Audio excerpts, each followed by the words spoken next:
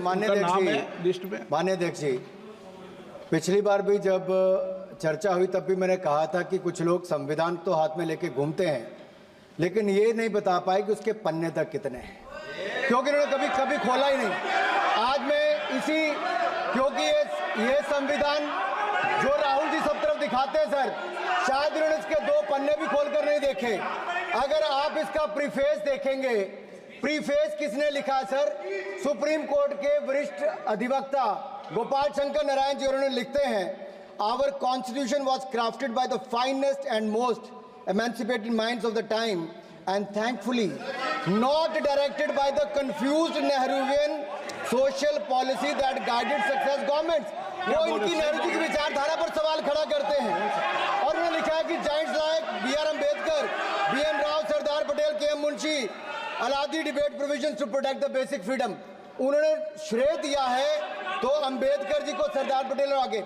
Sir इसके अगले पन्ने पे क्या लिखते हैं गोपाल शंकर नारायण, और ये इन्हीं का ही है सर, मैं नहीं पढ़ रहा हूँ, जो इन्होंने हाउस में दिखाया।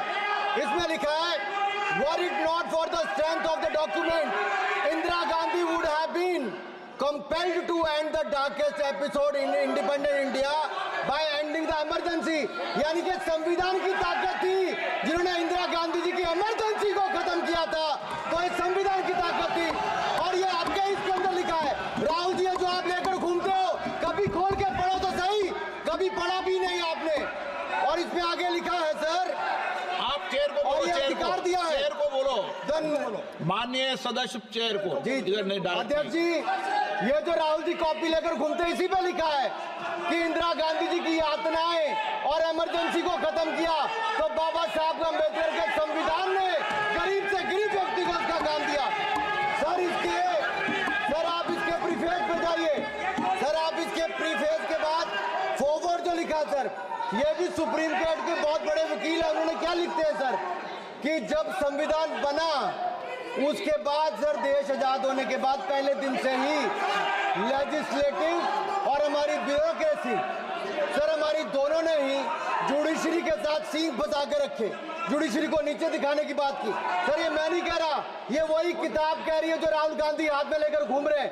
सर मैं पढ़ के सुनाता हूँ, from the earliest years itself the legislative wing and the executive wing of the state on the one hand confronted the judicial wing on the other with the accusation that they had vastly approached upon the powers not given to them but given to the executive. The then law minister on 28 October 1976 issued a strident warning to the judges of the Supreme Court, and I quote, sir मैं quote कर रहा हूँ, an atmosphere of the confrontation was thought to be created by those whose duty it was to see that they did not encroach upon the field which did not legitimately belong to them. Nothing should be left undone now to ensure that such a situation did not recur. If even after the amendments confrontation continues, then I think it will be a bad day for the judiciary. ये कौन कह रहा है? उस समय के law minister कह रहे हैं। और क्या कहते हैं sir again? We are trying to save them from the temptation to intrude into the powers which do not belong to them. What we are doing today is not to save the people from the judges. ये कह रहे हैं, we are trying not to save the people from the judges, but really enabling the judges to save them from themselves. This was said during the emergency which hit the nation like tsunami and brought about the realization and the constitution could not be subverted. Sir, अगर ये संविधान जो बाबा साहब अम्बेडकर ने दिया उसी ने देश को बचाया। राहुल जी कभी इसको पढ़कर देखिए, गांधी परिवार और कांग्रेस पार्टी का पूरा कारनामे इसके अंदर लिखेंगे, कैसे आपने धज्जियां उड़ाई। एक तो एक, दूसरा ये जो कहते हैं बीजेपी के लोगों को सर ये मनगढ़ंत आरोप, सर ये अंगूठा काटने की बात करते हैं, इनके राज में सिखों के गले काटे गए, सिखों के ऊपर कत्लेआम किया गया, सिखों के बाद दंगे सबसे ज्यादा हुए तो कांग्रेस के समय हुए। और आपको देश से माफी मांगनी है, अगर आज भी नहीं मांगेंगे तो संविधान जितना मर्जी जेब में डालिए। आप संविधान को जेब में लेकर घूमते सर, इन्होंने संविधान को तार-तार करने का काम किया है, इनको देश से माफी मांगनी चाहिए। मुझे आपका संरक्षण इसलिए चाहिए था कि झूठे आरोप लगाने बंद करे। ये संविधान की रक्षा आपने कभी नहीं की। इमरजेंसी जैसा कालखंड आया और संविधान को बार बार तार किया, संशोधन किया, तो आपने और आपकी पार्टी ने किया। धन्यवाद सर। श्रीकांत शिंदे। अध्यक्ष जी। हाँ स्पीच हुई है ना उनकी, स्पीच हुई है। 9 पॉइंट अरे ऑफ बैठिए ऑर्डर अभी। उनकी स्पीच हुई है।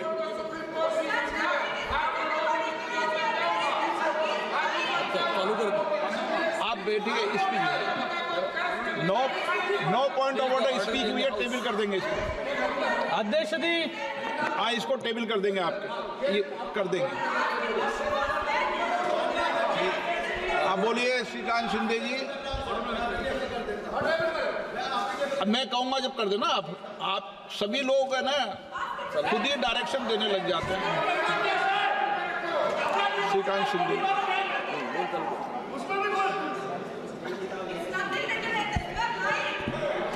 धन्यवाद अध्यक्ष महोदय कि आपने मुझे आज संविधान के 75 वर्ष पर हो रही चर्चा पर अपनी पार्टी शिवसेना की तरफ से बोलने का अवसर दिया।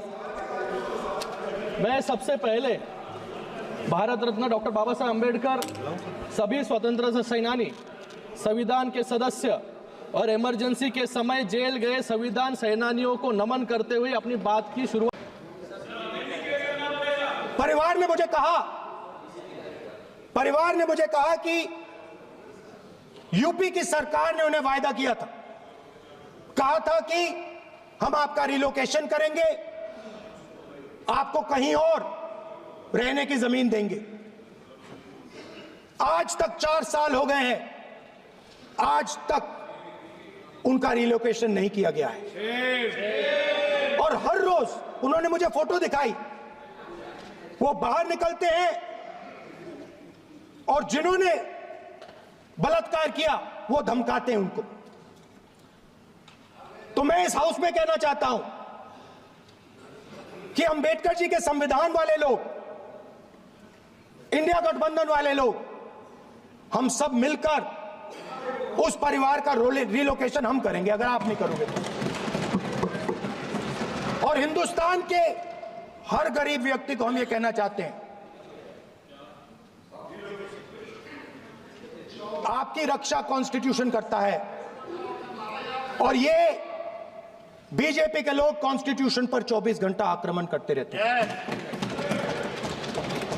कॉन्स्टिट्यूशन में लिखा है prohibition of discrimination on grounds of religion, race, caste, sex और place of birth. The state shall not discriminate against any citizen on grounds only of religion, race, caste, sex, place of birth, or any of them. Some days back, youngsters from Sambal came to see me. Innocent people, they had done nothing. They were just, वो बस पास में थे, 5 लोगों को गोली मार के हत्या कर दी। ये कहां लिखा है कॉन्स्टिट्यूशन में? ये कहां लिखा है कॉन्स्टिट्यूशन में? तो लिखा है prohibition of discrimination of grounds of religion. और जहां भी आप जाते हो, एक धर्म को दूसरे धर्म से लड़ाते हो, नफरत फैलाते हो। कहां लिखा है कॉन्स्टिट्यूशन में? कहां लिखा है कॉन्स्टिट्यूशन में कि एक धर्म को दूसरे धर्म से लड़ाना है? कहां लिखा है कॉन्स्टिट्यूशन में कि दलित परिवार को बंद करके अंदर रखना है और उनके अपराधियों को बाहर घूमने देना है? कौन से कॉन्स्टिट्यूशन में लिखा है? मुझे दिखाइए।